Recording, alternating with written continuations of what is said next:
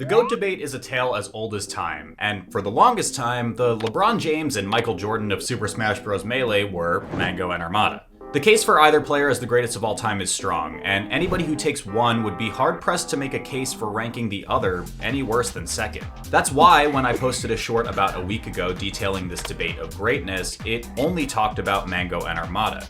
To me, they were the only two contenders, and to be honest, that's been the agreed-upon wisdom for years now. Case in point, in 2021, Melee Stats released their all-time top 100 rankings. The top two?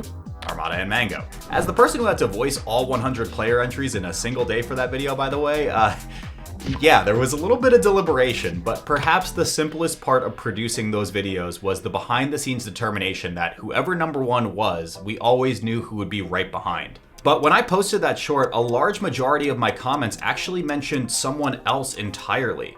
And it just so happens that Hungrybox, after 2.5 years with nary a shred of evidence to his name, just added a win at Melee's biggest major to his resume.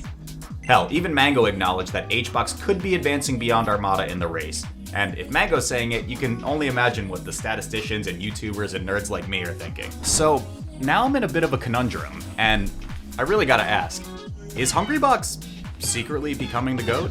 That's what I'm talking about! That's why he's the MVP! That's why he's the GOAT! The GOAT! But before we sink into a discussion that's bound to have the Melee heads arguing, I want to thank the sponsor of today's video, Lords Mobile, which will probably also get the Melee heads arguing. Lords Mobile is a real-time strategy game from IGG that combines role-playing, world-building mechanics, and PvP/PvE battles into an addictive and easy-to-pick-up game while you're on the go. In Lords Mobile, you can build your kingdom, train powerful armies, and unlock new technologies to dominate in the battlefield. There's a ton of different heroes to choose from as well. My favorite is Big Guy, because he's just a big guy. Anyway, you can join a guild to get rewards and participate in team battles as well as real-time kingdom vs. kingdom events. If you join my guild, you'll also get a chance to win a new iPhone 16 Pro Max to play on and $500 of in-game rewards. The only requirement is you type Big Man Blastoise once per day in chat. If you want to step into the world of Lords Mobile, you can find me in-game under the name TDFW, or with my clan, turndownforALT. My link to download is in the description. Thanks again to Lords Mobile for supporting the channel, and I hope you enjoy today's video. Before this weekend, if you ask me, I would say there are 3 different camps on the whole GOAT debate. People who think Mang0 is the GOAT, people who think Armada is the GOAT, and people who are wrong. I'm just joking, of course, but that's really how a lot of people thought of this debate. And before I get into why I think Hungrybox's win could change everything, let's talk about those 2 presumptive competitors for the crown. Because I think if we reframe the ways in which we think about greatness in a competitive title as old as Melee, all those shorts comments about HBox entering the fray aren't all that insane. Now, I've spent an unhealthy amount of my life researching the intricacies of Melee's minute interactions. I've talked about the greatest matches the esport has ever seen. I've helped people much more talented than me with the annual and all-time rankings, but I've never really broken down what can make the greatest player of all time, because I feel like the topic just gets kind of stale. Besides, this is the internet we're talking about. You guys are gonna argue about it regardless of what I say. And speaking of, I know this is a topic that seems to get people fired up for whatever reason, so let's just try to keep it respectful in the comments, please. All right? All right. But yeah, I think it's interesting for us to discuss this, because for someone to just enter the GOAT debate would take a lot, and I mean a lot of good data. And we simply can't have a thorough GOAT debate without that. Now, on one hand, Armada's prime is something that seemingly cannot be topped. On the other, Armada is retired, and Mang0 is somehow building a legacy as a top-level player in the scene that also feasibly cannot be caught up to. So, right there we have our 2 major pillars to determining the Melee GOAT: peaks and longevity. End of story, right? Well, like I said in the short, these are 2 totally valid arguments to push for either side, and because GOAT debates are always comparative by nature, it's difficult to practically impossible to evaluate them in a vacuum. As for Hungrybox, sure, there are probably paths for him to become the greatest ever. But where's the threshold, and how exactly does Hungrybox challenge Armada's peaks or Mang0's longevity?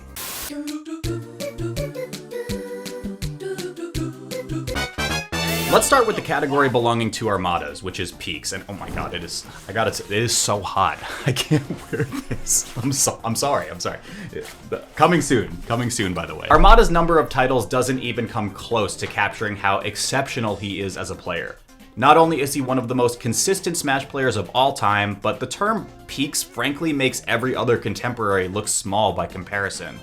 From 2009 to his retirement in 2018, he never placed lower than 5th at any tournament ever, which I have to stress is just an insane accomplishment. But during his time at the top, he only lost 3 sets total to players ranked below the top 6.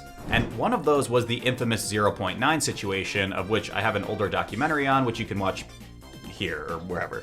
Armada reached the top of Melee using mostly Peach, a character that wasn't seen as particularly insane during that time when looming threats like Fox and Sheik existed, and he also did it all from Sweden, having to travel long distances into completely different time zones in order to compete. That was a level of dominance that I'd argue we took for granted at its time, largely in part because it's kind of boring to watch the same person win over and over and over again. But I also think, thanks to the value of hindsight, the idea of Armada made Melee boring isn't exactly true though. He showed us one of the most clear-cut benchmarks for greatness: winning. Now, just because a player is winning in one category doesn't mean the competition isn't close. Mang0 also had his peaks. He's one of, if not the most influential Melee player in the world, and he was able to become the #1 player in the world at 3 different points in time using 3 unique characters. At the end of the day, those just don't stack up in my mind though. The fact was, when Armada was around, he was almost always the best. His peaks in this context are nuts because no other player has ever seen those achievements, even if you consider the fact that Armada is no longer an active player. So now you may be thinking, what's Mang0's case? Longevity. Mang0 was certainly not as consistent as Armada, that much is obvious, but he's the only player who's been able to maintain his relevance at the top level for this long. He's credited with being both the youngest and oldest player to ever win a Melee major, and he's one of the only players in the game's history to have won a major tournament in 3 different decades. Mang0's been a top 10 player for well over a decade at this point, with his time in the top 5 coming very close to that. His only real slip-up was in 2023, a rare moment where, for the first time ever, none of the remaining active gods of Melee were within the top 5. Now, that might sound like an embarrassment of riches, and it kind of is, and they increase in potency when you consider Mang0's title count, sitting at 33 wins. But hang on a second, who's that above Mang0? Right there? Well, yeah, that's Hungrybox. I should probably wear this for this part, right? Now at 38 wins with the GX2 dub for the record, Hungrybox undeniably has the fattest trophy case in Melee history, which would make him, by the numbers, the most successful competitor in Melee history. Wouldn't that mean he has objectively the better longevity? Well, no, not exactly. Major wins are cool, and they have their purpose in these discussions, but major wins alone aren't indicative of greatness. They're just a vehicle to greatness. For Hungrybox, those major wins reflect more of a blend of Armada's peaks and Mang0's longevity. HBox won the lion's share of those majors at this point in time, so that was a high peak, but not as high as Armada's. And that peak, as high as it was, didn't account for all of his wins. Those were accumulated over the years. But his recent stretch in the modern era has been worse than Mang0's. He hasn't quite got the peaks or longevity. He's got a third column, resume. And for the record, I'm just trying to cover all my bases here. That may seem unfair to Armada to only look at major wins when he had lived in another country and had to cherry pick his events, oftentimes for several months at a clip. It's impossible to know for certain if Armada would have been just as prolific had he lived in the US while he was active, but I digress. Hey, by the way, if you're still furiously stomping over to the comments to do battle with someone you've never met before, you may as well subscribe to me on your way over there. I work really hard on these videos, like I did this video in a day or two type hard, and a lot of people watch them without ever realizing that they aren't subscribed. I just finished doing daily shorts last month as well, and doing those on top of longer projects like these in a timely fashion, as it turns out, takes a lot of time and effort. So if you want to support me and help make more videos like these possible, subscribing is a free way to do that, and I would really appreciate it. Anyway, I think in early 2020, when HBox was the reigning #1 for 3 straight years as we transitioned into the online era, he looked like he could easily build a strong case for best longevity. But things turned out quite differently for him, falling into a bit of a slump that I don't think has been outdone by Mang0. I should switch to a wire headset. Bluetooth headphones at 12 frames of audio delay becomes impossible to direct the Foxbox side B. Oh.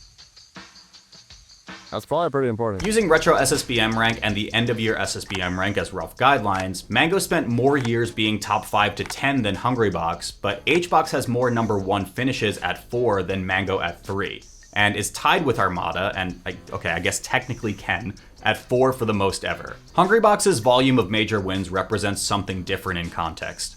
His resume is now starting to embody the best of both worlds in a way neither Armada nor Mang0 can quite claim, and you couldn't quite say that until Hungrybox won Genesis X2. So much of the GOAT conversation as it pertained to HBox was flavored with well, he hasn't won lately, so how could he possibly be the GOAT? It's clear this wasn't the hardest possible bracket for HBox, that much is obvious. But the thing is, if you're always getting top 8, you'll eventually find a bracket you can win. For me, this victory, regardless of Zane not being there or HBox only overcoming one hard matchup to get it, changes some things. Because now HBox has that late career resurgence that he didn't quite have before. The biggest argument against Hungrybox up until this point was his lack of premier wins, which, while nebulous in definition at best, was a contention where Mang0 and Armada still won out regardless. Another Genesis win, arguably Melee's most important tournament series, is the biggest possible boost you can add to Hungrybox's legacy. To quote my friend Edwin Budding, Hungrybox is at a stratosphere of greatness where this type of achievement is the only thing short of finishing #1 for another year that could significantly move him further in the GOAT discussion. Now, Melee Stats quantified each of our candidates' biggest wins as follows. But, to clarify, this doesn't provide the full scope of scale, legacy, or otherwise for any of these 3 contenders. You could include Summit 11 and 14, Royal Flush, SmashCon 2022, and Revival of Melee for Mang0's list, all of Armada's Smash Summit wins in his, or HBox's victories at Paragon Orlando, DreamHack Winter 2015, Battle of 5 Gods, GOML 2022, or his litany of summits. The point is, however you try to quantify it, or however you try to throw asterisks on it, the margins are so slim that a Hungrybox Genesis win is very impactful. So impactful that, in my opinion, it does re-enter him into the discussion. Triff, his work cut out for him, but this is a gargantuan, a monumental, some would say an impossible task. I mean, okay, HBox pulls it together here. Some good percent. Oh my god, I think Walt, it's happening! It's happening. Vish, it's happening. HBox is gonna win. He's gonna win his HBox is gonna win Genesis. He's his second Genesis! And again, He he's already breaking down. He cannot contain his emotions. He knows it's coming. And that's it! And that's when HBox wins! It's been 2.5 years since the last time that HBox has won a Super Major, since Riptide 2022. What an emotional pop-off we have here from HBox. Let the tears flow, my friend, because right. you have sufficiently earned this one. Hungrybox, your Genesis X2 champion. Oh Triff, of course, has etched himself down in history as one of the great, one of the best Peaches in the world to do it, but Hungrybox was called a god for a reason. That's right. So, is Hungrybox secretly the GOAT? Respectfully, I don't think so. One major doesn't really change the entire landscape of a discussion overnight. It just enters a previously thought to be third place HBox back into the conversation. In my opinion, and this is going to be controversial for some, Hungrybox has overtaken Armada for #2 all time. Maybe he already had before this, maybe he hasn't, but it's tricky. There are plenty of arguments that I think could place any of these 3 players in any possible order, and that's just what makes these discussions so compelling in the first place. When he was at his best, Hungrybox was as dominant as Mang0 and Armada, and had the peaks and longevity to back it up. Although his Super Major category falls short of Mang0 and Armada, he's won so much more often that it would just be foolish to ignore that, regardless of recent slumps. But back to the #2 point. For me, GOAT status is much more than what we stats nerds spend hours of our day gushing over. It's more than being #1, and it's more than how much you've won. It implies a deeper embodiment of the game, and I just don't think anyone comes close to that legacy that Mang0 has established, at least for right now. From a cultural perspective, anyone in the Melee scene could tell you how inspiring it is to see Mang0. The idea that the single most popular and influential figure in the game also somehow was the antithesis to Melee's looming threat, the fearful future that Melee would become a game solved by optimization or by being perfect. Influence is obviously nebulous and hard to quantify, but I will say that I think Hungrybox has sufficiently proven his influence over the competitive scene, and to be within striking distance of both Mang0 and Armada for as long as he has is nothing short of impressive. But there's one more thing before you go. We've spent so much time going over how each of these 3 players occupy and perhaps encroach on different verticals in the very simplified discussion for greatest of all time. But while Mang0, Hungrybox, and Armada may live in the house, there may be a 4th person already knocking on the door to goathood.